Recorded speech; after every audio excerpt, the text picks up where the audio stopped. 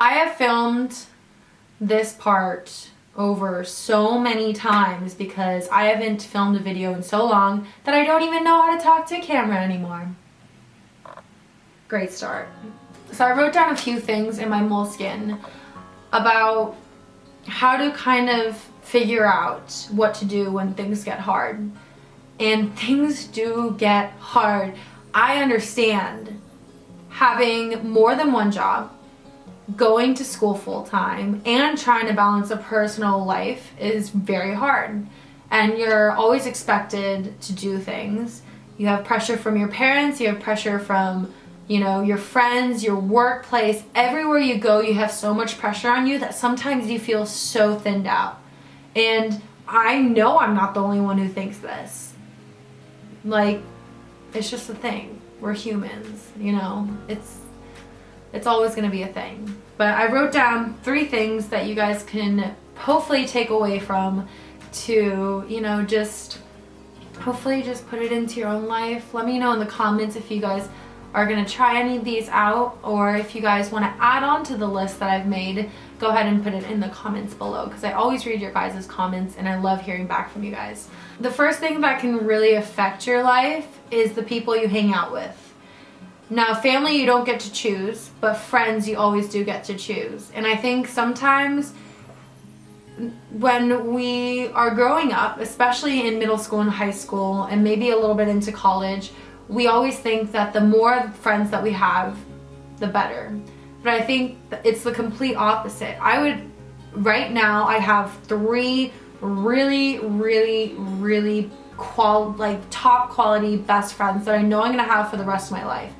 And those are the people who constantly are there for you, even when you don't ask them to. Even when you ask them to kind of leave you alone, and when you're not feeling it, they're the ones who show up at your door and say, hey, I brought a movie over because I know you're not feeling well, or because I know you're stressed out. Those are the people you want to keep in life.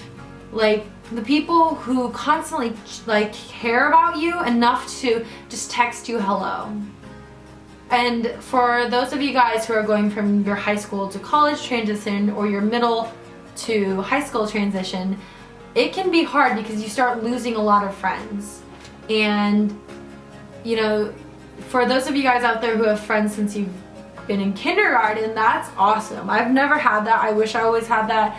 But it's really hard to, especially when you move around. But especially during those transitions, you do lose a lot of friends. And I'm just gonna say it out there. You do lose a lot of friends. It is the hard, cold fact. But to find the people in your life, when it's a constant give and take relationship, that's the relationship you want to be in. Whether it is a boyfriend or whether we're talking about friends here, you don't want to be in a one-sided relationship, because after a while you're going to get tired, or the other person's going to get tired. If you keep on giving and you're never getting back, it's like going to the gym and not seeing any results. Like, you're just going to feel upset. You're going to feel so hard on yourself, and you're gonna say, why is it that I can't do it? What's wrong with our relationship? It must be me. But it is never ever your fault. If you put 100% in your relationship or 100% in your friendship, you should be receiving 100% back. That's how it should be. That's how a real friendship should be. And sometimes you have to evaluate your friends, especially when it comes to toxic friends. There's 2 types of toxic friends, I think. There's the type of toxic friend that you know is bad. You just know, like, every time you go out to party or something like that, they force you to do something, or they make you feel uncomfortable, or they pressure you into doing something, or they make you feel so bad all the time. That's the type A person. And these types of people you can actually slowly get away from, as in saying you go to less parties with them, or you stop hanging out with them as much. Don't cut it off, because then they might get mad, but just slowly but surely kind of back away from that type of friendship, because it's gonna start affecting your daily life too.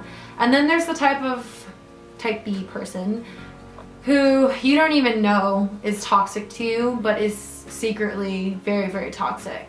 And I've had 3 of these kinds of people in my life, and it was very hard for me to get rid of them. And I think in the end, I became much happier. I felt like a weight was lifted off my shoulders. And these are the type of people who constantly take advantage of you, don't thank you for anything that you've done, and still always want to like hang out with you and be with you. And when you are with them, they pretend to be your best friend, but behind your back, they like say bad things about you, or they just don't even care enough about you to like invite you places or text you or whatever. You need to realize and evaluate those people. Like, think to yourself, do I give so much more to this relationship than they do? And you just need to think about that. It's tough, guys. I'm not gonna say it's easy. It's taken me so many years to kind of figure these people out, these toxic people out in my life. Now moving on into the second topic, health. I think when things get hard, your health can slip. Whether you start overeating because you're eating out, whether you gain or lose weight, whether you stop eating as much, sometimes health can mean that your apartment is a mess and you don't even have time to clean your apartment, and you just feel so sick and so out of it. I get that.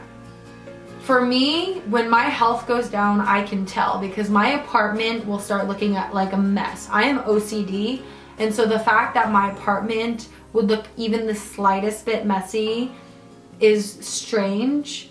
And like I'll pile up on dishes, or like I'll have all my books lying around, and whether it's just from school stress or work stress or just all of it combined, you need to take time for yourself. And that kind of plays into part C of this whole video, is that your health plays into your self-esteem as well.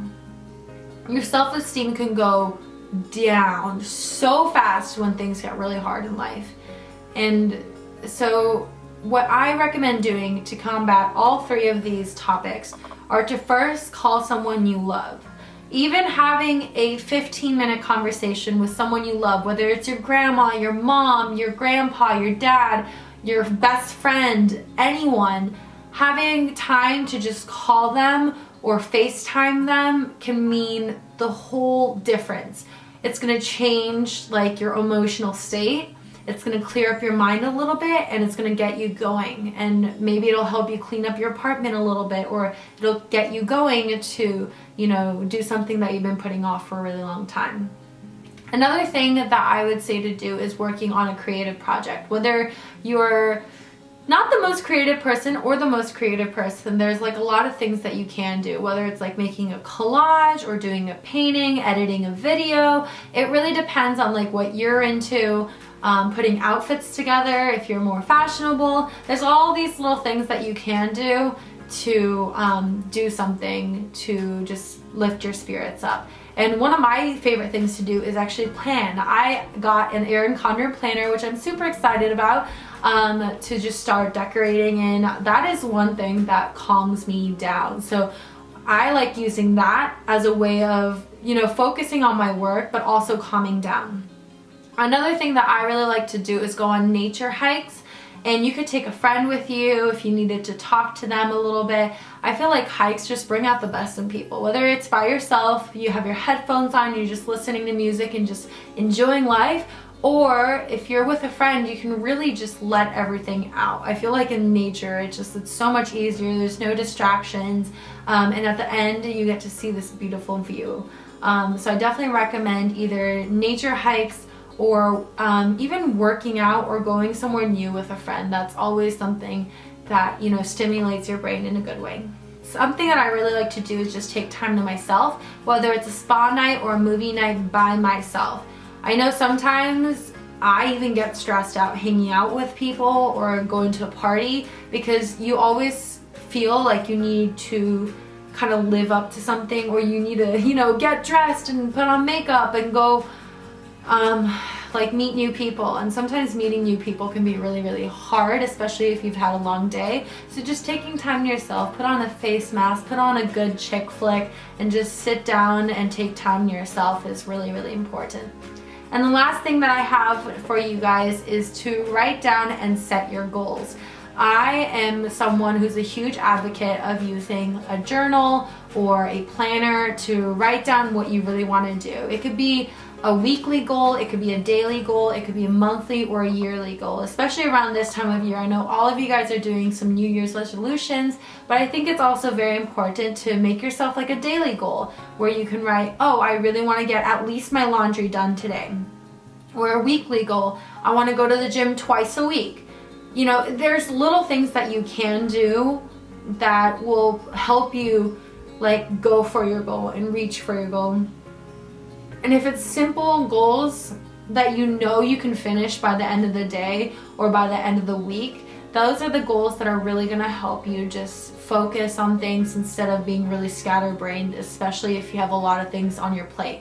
So I hope you guys enjoyed that video. I know it's a really long, kind of rambly video, but I love you guys so much for all of your support. Make sure to hit the subscribe button here or down below, and all of my social media links will be linked right here or on the little down bar thing.